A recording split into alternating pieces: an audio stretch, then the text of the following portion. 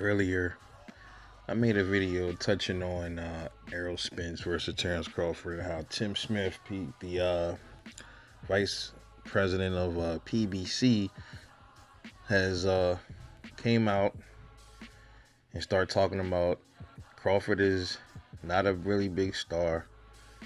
Um, they don't have the money to give Crawford for the fight, and it's a shame because they don't want to diminish. He doesn't want to diminish Crawford's name, and coming up with all this kind of hoopla. And a lot of people looking at it like this is like a preemptive, built-in excuse and an indicator that the Terrence Crawford versus Errol Spence fight might never happen at least at 147. But here's my thing, man. If it don't happen at 147, strong possibility it won't even happen if they both move to 154. And I had some time to think, and I'm like, okay, let me step back and look at this whole situation and what it's looking like. And I'm gonna give my opinion, man, and I'm just gonna say this. What it's looking like to me is they understand over there at PBC, Errol Spence, they all understand what they're doing is they're gonna find a way for Errol Spence to wiggle out of this fight. Yeah, I know a lot of the Spence fans probably gonna come up here. They're gonna say, "But why would he want to wiggle out of the fight? He said he's gonna become undisputed, and he wants to. He's gonna. It's strap season. Yeah, he said he's gonna become undisputed. But guess what, man? You gotta listen to people when they talk.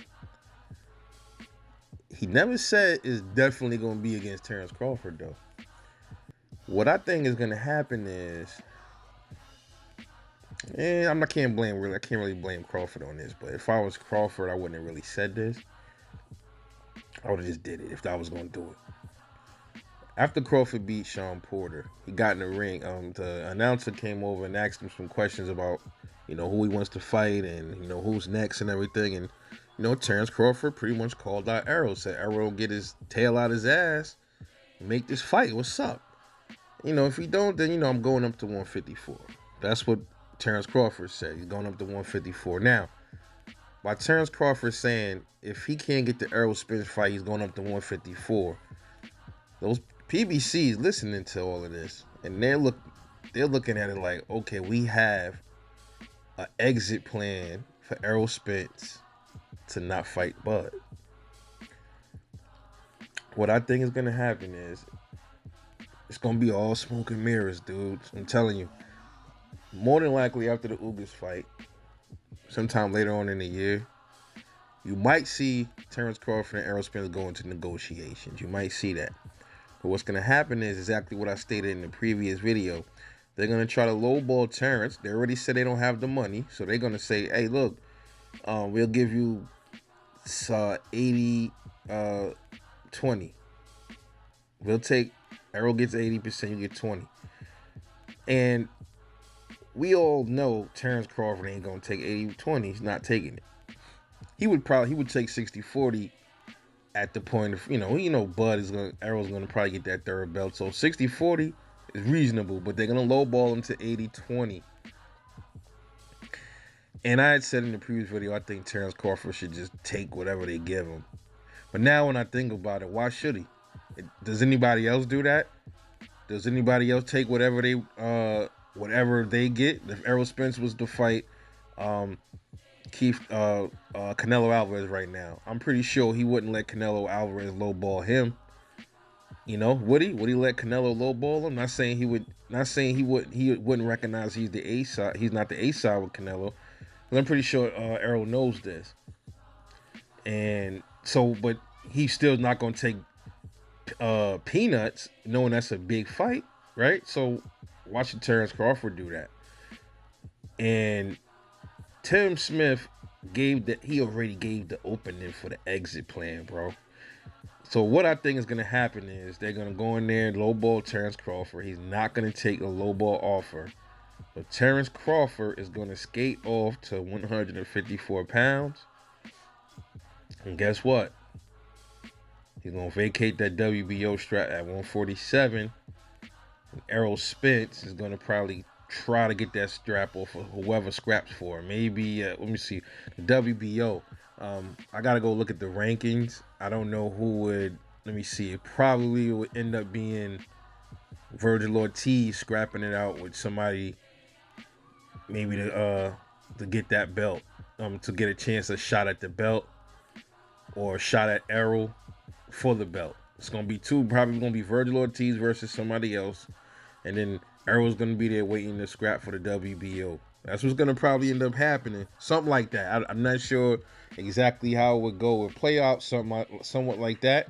But what's gonna happen, I think, is if that did happen, because I think Errol, if it's Virgil Ortiz, I think Errol beats Virgil, dude. I think Errol beats Virgil, and that is, I believe, how Errol Spence is gonna become undisputed at 147.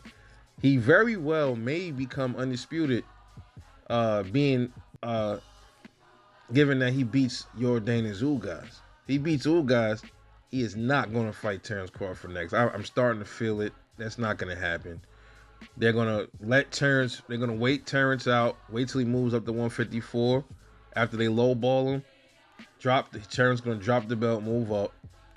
And then Virgil Ortiz is probably going to be the one to fight Errol Spence, and Errol's going to whoop him and become undisputed. That's how that's going to go.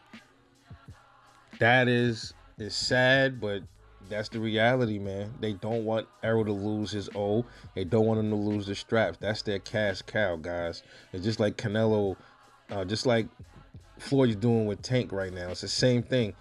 He's moving Tank around where he's taking easier fights and eventually picking up little unknown straps that don't make a difference. And then he wants him to keep his O. The more he keeps his O and beats everybody, his stock keeps rising, shit like that. I think that's what's going on with Errol. They're using him as a cash cow, and they're gonna protect him as much as they can from him losing. I'm telling you, that's what's gonna happen. Errol's not gonna fight Boots either. Boots is too much of a threat. He'll fight Virgil though. Virgil is easy work, I think, for Errol, man. That is what's gonna happen. I'm telling you guys now. Come back to this video. I could be wrong, but I'm feeling that's what's gonna happen.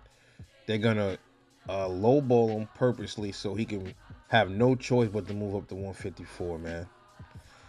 And he's gonna vacate, and that is how Errol's are gonna come undisputed at 147 pounds, and everybody's gonna know he was ducking right there, like blatant clear duck, and nobody's gonna give him no respect for that, man. Nobody. And everybody's already not giving respect to PBC.